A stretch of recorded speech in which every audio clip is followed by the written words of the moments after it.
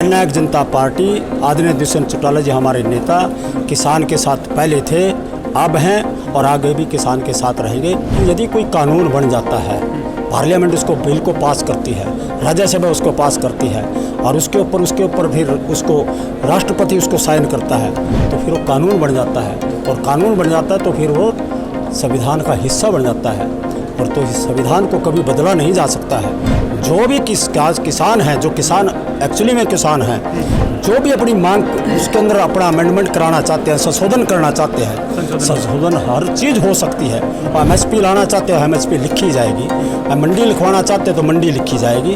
वो कभी यानी कि केंद्र नेतृत्व ने कभी मना नहीं किया है। हम किसानों के साथ हैं, लेकिन कुछ लोग हैं, चाहे कांग्रेसी हैं या और दूसरी पार्टियां जो भी विरोध करती हैं, उनके पास कोई मुद्दा नहीं है, लेकिन इस ज्वलनशील मुद्दे को जिंदा रखना चाहते हैं। जिंदा रखेंगे तो राजनीति के बीच में जाने का उनको मौका मिलेगा।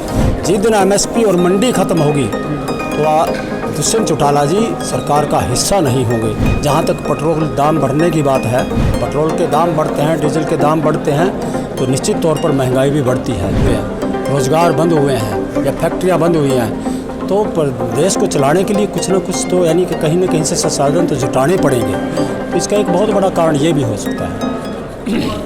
दोस्तों नमस्कार, असली खबर पर आपका स्वागत है। आज की असली खबर हम लेने आए हैं कैथल के डांड रोड पे। यहाँ जेजेपी के प्रदेश अध्यक्ष SC के प्रदेश अध्यक्ष अशोक शेरवाल जी का स्वागत हुआ है। आइए इनसे बात करते हैं कि क्या कार्यक्रम था।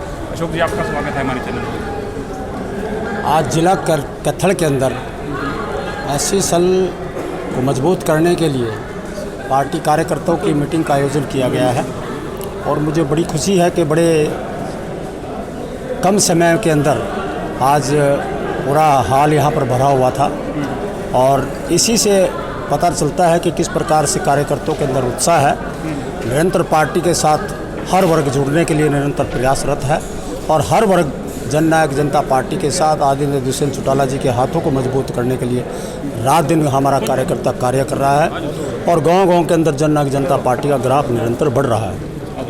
आप फिर करें कि जननायक जनता पार्टी का ग्राफ बढ़ रहा है, एक और जननायक जनता पार्टी का विरोध किसान भी कर रहे हैं। देखिए, जहाँ तक किसानों के विरोध की बात आपने करी है, किसान बिल जब आया था तो आदरणीय दुष्यंत चौटाला जी ने सबसे पहले आगे आकर के सबसे पहले ये कहा था कि हम किसान की पार्टी है और हम किसान के साथ हैं। किसानों ने सबसे पहले एक बात कही थी कि एमएसपी होनी चाहिए। तो आदरणीय दुष्यंत चौटाला जी ने सबसे पहले आगे आकर के कहा कि जब तक एमएसपी रहेगी हरियाणा प्रदेश के अंदर तो आदरणीय दुष्यंत चौटाला जी प्रदेश के मुख्यमंत्री रहेंगे। जब तक मंडी रहेगी, मुख्यमंत्री रहेंगे। जब तक मंडी रहेगी तब तक उप मुख्यमंत्री हरियाणा प्रदेश के अंदर दुष्यंत चौटाला जी रहेंगे।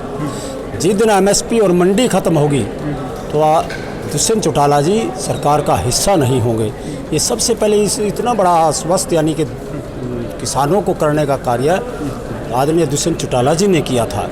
तो आज भी हम कह रहे हैं कि हम किसानों के साथ हैं और किसान भी हमारे साथ हैं, इसमें कोई दो राय नहीं है।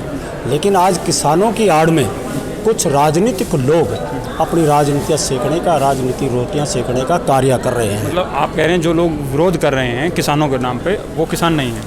मैं कहता हूँ हम किसानों के साथ हैं, लेकिन कुछ लोग हैं, चाहे कांग्रेसी हैं या और दूसरी पार्टियां जो भी विरोध करती हैं, जिनकी राजनीतिक रोटियाँ उनके पास कोई मुद्दा नहीं है कि लेकिन इस ज्वलनशील मुद्दे को जिंदा रखना चाहते हैं। जिंदा रखेंगे तो राजनीति के बीच में जाने का उनको मौका मिलेगा, लेकिन उनके पास कोई मौका नहीं है। लेकिन जननायक जनता पार्टी आदरणीय दुष्यंत चौटाला जी हमारे नेता किसान के साथ पहले थे, अब हैं और आगे भी किसान के साथ रहेंगे।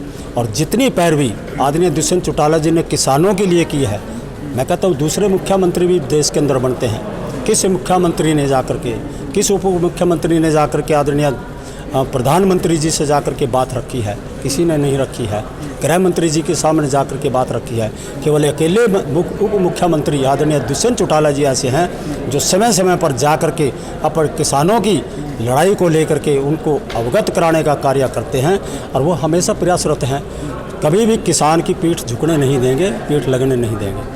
शेरवाल जी, ये बात सही है कि दुष्यंत चौटाला जी और चाहे मनोहर लाल जी हों, वो दोनों हाईकमान तक पहुँचे हैं, लेकिन वहाँ से कोई कंक्रीट रिजल्ट नहीं लेकर आए किसान, जिसकी मांग कर रहे हैं कि एमएसपी देखिए- कानूनी गारंटी देखिए मिले, मैं- बाकी चीज़ें मिले। जहाँ तक मेरे संज्ञान में है, जब ये कृषि बिल आया था, सबसे पहले विरोधी पार्टियों ने, किसानों ने और इवन हमारे बीच में चौधरी भूपेंद्र सिंह हुड्डा जी ने एक बात प्रेस में आकर के कही थी कि एक लाइन इस बिल के अंदर लिख दो, एमएसपी का कानून बना दो, एमएसपी के ऊपर एक लाइन लिख दो केवल इस बिल के अंदर।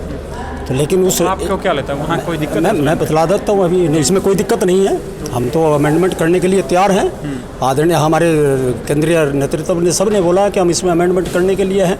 लेकिन यदि कोई कानून बन जाता है, पार्लियामेंट उसको बिल को पास करती है, राज्यसभा उसको पास करती है और उसके ऊपर फिर उसको राष्ट्रपति उसको साइन करता है, तो फिर वो कानून बन जाता है। और कानून बन जाता है तो फिर वो संविधान का हिस्सा बन जाता है, और तो इस संविधान को कभी बदला नहीं जा सकता है। लेकिन कानून के अंदर, संविधान के अंदर जो भी आर्टिकल हैं, जो कानून हैं, उनके अंदर अमेंडमेंट ज़रूर होते हैं। इस कानून के अंदर हम तो कहते हैं जो भी किसान हैं, जो किसान एक्चुअली में किसान हैं, जो भी अपनी मांग उसके अंदर अपना अमेंडमेंट कराना चाहते हैं, संशोधन करना चाहते हैं, संशोधन हर चीज़ हो सकती है। एमएसपी लाना चाहते हो, एमएसपी लिखी जाएगी। मंडी लिखवाना चाहते हो तो मंडी लिखी जाएगी। वो कभी यानी कि केंद्र नेतृत्व ने कभी मना नहीं किया है, लेकिन कुछ लोग उनको उकसाने का कार्य कर रहे हैं। शेरवाल जी, ये बात सही है आपकी कि संविधान में अमेंडमेंट नहीं हुआ है और सुप्रीम कोर्ट ने भी ये बाकायदा कहा है कि संविधान को बदला नहीं जा सकता। लेकिन संविधान के अंदर जितने भी कानून हैं उनमें बदलाव भी हुए हैं। इसमें मोदी सरकार जब आई तो आज तक भी मोदी सरकार इस बात का प्रचार करते हुए उन्होंने बहुत से कानूनों को ख़त्म भी किया है और बदला भी है। ठीक है, तो आपको क्या लगता है कि इस कानून में फिर कहाँ दिक्कत है? इसको बदलने में दिक्कत आ रही है या वापस? मैंने कब कहा कि हम ख़त्म करें? ख़त्म नहीं करेंगे, हम इसको बदलने का कार्य करेंगे, इसमें अमेंडमेंट करने का कार्य करेंगे। किसान, जितने भी किसान नेता हैं वो बैठे और इसमें जो भी लिखवाना चाहें वो लिखवाएं। सरकार, हम आदरणीय दुष्यंत चौटाला जी की पैरवी करेंगे, बैठ करके उनकी जो भी करवाना चाहेंगे वो हम उसके जननायक जनता तो पार्टी। जिस तरीके से बातचीत का सिलसिला टूटा हुआ है सरकार और किसानों के बीच में, दुष्यंत चौटाला जी उसके लिए प्रयास करेंगे दोबारा से बातचीत शुरू? देखिए, आदरणीय दुष्यंत चौटाला जी निरंतर प्रयासरत हैं और अभी भी प्रयासरत हैं, हमेशा प्रयासरत हैं। लेकिन कुछ लोग जिनकी राजनीति ख़त्म होती है, वो अपनी राजनीति जिंदा रखने के लिए इसको कुरेद करके रखना चाहते हैं। शेरवाल जी, इन दिनों पेट्रोल और डीजल जो है उस मुद्दे पर अगर आप बात करना चाहें तो वो बड़े आसमान छू रहे हैं उसके भाव, और उसमें हरियाणा सरकार के भी टैक्स का ठीक ठाक हिस्सा है। देखिए, जहाँ तक पेट्रोल के दाम हैं, ये मेरे क्षेत्र के दायरे की बात है, बाहर की बात है। इसके ऊपर हमारा नेतृत्व ही वजह ज़्यादा जवाब दे सकता है। लेकिन जहाँ तक आप सरकार से ऐसी मांग तो करेंगे कि गरीब जनता पर मार पड़ रही है। बिल्कुल। जहाँ तक पेट्रोल दाम बढ़ने की बात है, निरंतर आज पेट्रोल दाम बढ़ रहे हैं। आज त्राहिमाम है, इसमें कोई दो राय नहीं है। पेट्रोल के दाम बढ़ते हैं, डीजल के दाम बढ़ते हैं तो निश्चित तौर पर महंगाई भी बढ़ती है। और आज लोगों के पास इतना रोज़गार भी नहीं है, जो रोज़गार मिलना चाहिए रोज़गार भी नहीं इतना उपलब्ध हो रहा है। इसका कारण है क्योंकि समय समय पर लॉकडाउन लगता रहा है, समय समय पर हमारे बीच में 2 साल से लगातार महामारी चलती रही है। तो इन चीज़ों को देखते हुए आज हमने देखा है कि जिस प्रकार से संसाधन बंद हुए हैं, रोज़गार बंद हुए हैं या फैक्ट्रियां बंद हुई हैं, तो देश को चलाने के लिए कुछ ना कुछ तो यानी कि कहीं ना कहीं से संसाधन तो जुटाने पड़ेंगे। तो इसका एक बहुत बड़ा कारण ये भी हो सकता है। चलिए सर, ठीक है। तो ये थे अशोक शेरवाल जी, जिनके आगमन पर आज कैथल में कार्यक्रम किया गया जननायक जनता पार्टी की ओर से। आगे भी हम आपके लिए ऐसी असली खबरें लाते रहेंगे। आप हमारे चैनल को लाइक करें, सब्सक्राइब करें और इस वीडियो को ज़्यादा से ज़्यादा शेयर करें। धन्यवाद।